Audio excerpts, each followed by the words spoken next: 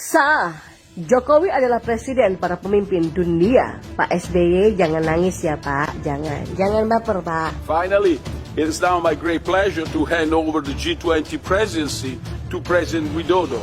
I wish Indonesia all the best in the coming year, and I trust that under your leadership we will manage to, quote, recover better, recover stronger, as the motto of your presidency says.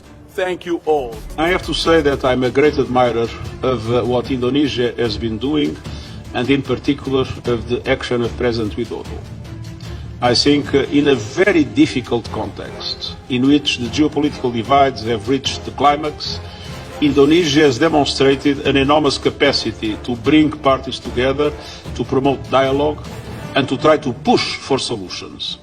I am also very happy that Indonesia will be assuming the presidency of ASEAN in the next year. Semua mengapresiasi ekonomi kita dan mengapresiasi leadership Presiden Joko Widodo. Dan tadi dari berbagai delegasi yang datang meninjau, saya iseng tanya juga, seperti dari Itali, dari mana-mana. Mereka bilang, ya, I cannot say with my hand. We admire so much.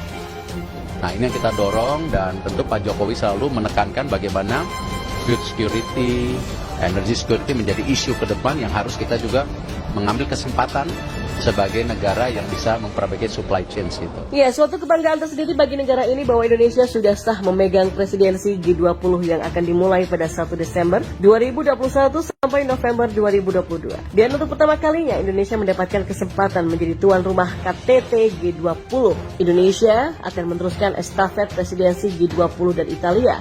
Perdana Menteri Italia Mario Draghi secara simbolis telah menyerahkan palu kepada Presiden Jokowi yang diketuk tanda peralihan presidensi G20 ke tangan Indonesia. Jokowi saat itu telah mengucapkan apresiasinya terhadap Italia yang telah berhasil memegang presidensi G20 pada tahun 2021.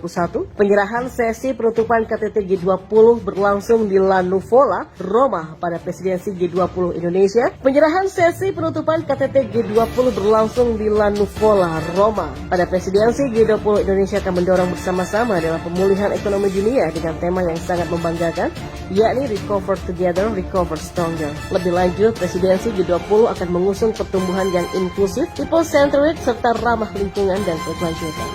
Hal tersebut merupakan komitmen utama kepemimpinan Indonesia di G20 nanti. I'm speechless. Ya. Begitu bermaknanya tema yang diusung Jokowi dan jajarannya untuk menyukseskan kepemimpinan Indonesia di forum G20 ini. Kerjasama antara negara maju dan berkembang untuk kepentingan bersama. Ya, bagi saya Jokowi sudah memberikan standar yang tinggi bagi Presiden Indonesia berikutnya untuk berdiri sejajar dengan negara-negara maju lainnya. Kalau boleh jujur, saya begitu merasakan bangga menjadi orang Indonesia semenjak era kepemimpinan Jokowi. Kita tahu bahwa di dalam negeri betapa kerasnya Jokowi di China, dihujat, dicaci maki, difitnah, dan seterusnya oleh orang-orang yang kufur nikmat. Sementara di luar negeri, Jokowi adalah sang fajar dari timur yang begitu disegani dan dihormati.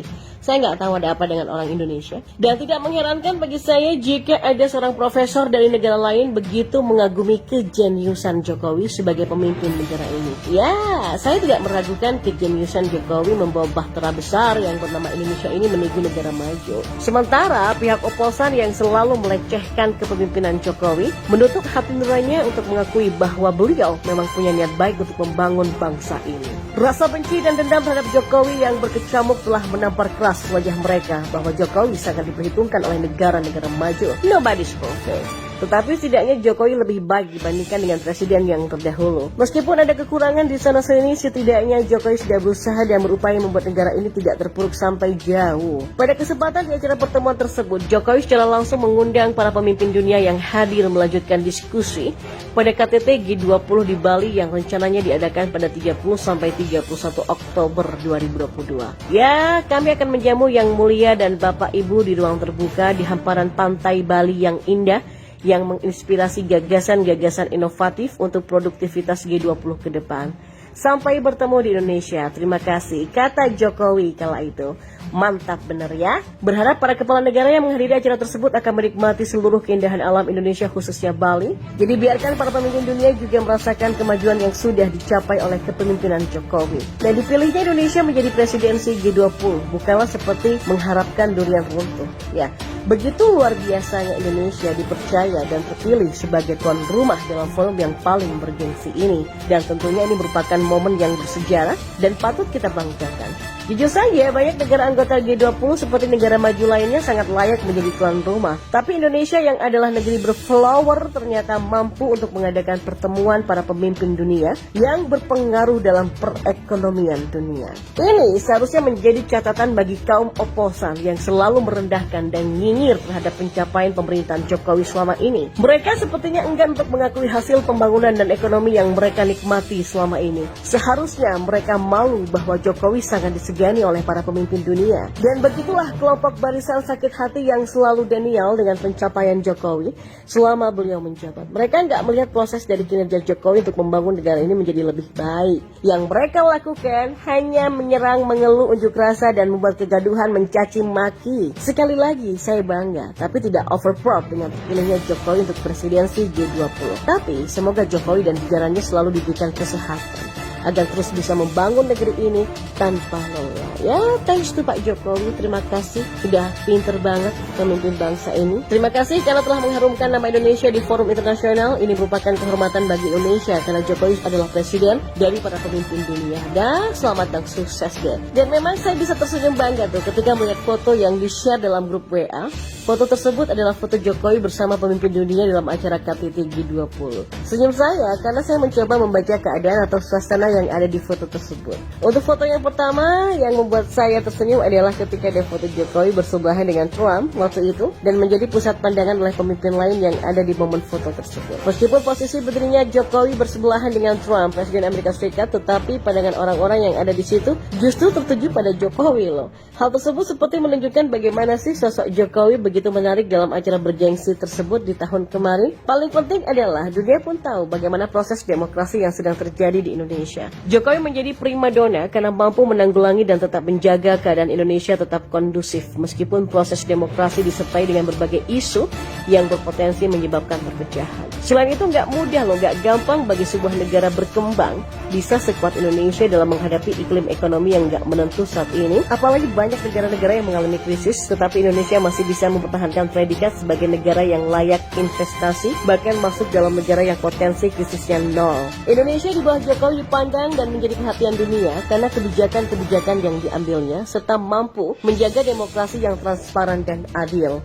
Meskipun para kampret itu nyinyir dan menuduh Jokowi curang tanpa bukti yang jelas, namun pada faktanya dunia mengakui demokrasi di Indonesia sangatlah baik terkait transparansi dan juga prosesnya. Saat ini sudah seharusnya tuh kita semua bersatu, melupakan perbedaan pilihan politik dan bersama-sama membangun bangsa. Kebijakan yang dibuat pemerintah itu berdampak bagi semuanya, enggak peduli itu untuk kampret ataupun cebong. Dana desa misalnya, meskipun Jokowi kalah di Aceh dan juga Padang, tetap aja dana desa digelontorkan di sana. Kunci Indonesia hebat itu cuma satu dari dulu, yaitu tetap menjaga persatuan dan kesatuan. Karena sehebat apapun pemimpinnya, jika persatuan dan kesatuan tidak bisa dijaga, hal tersebut akan percuma saja. Karena persatuan dan kesatuan membuat suasana menjadi kondusif.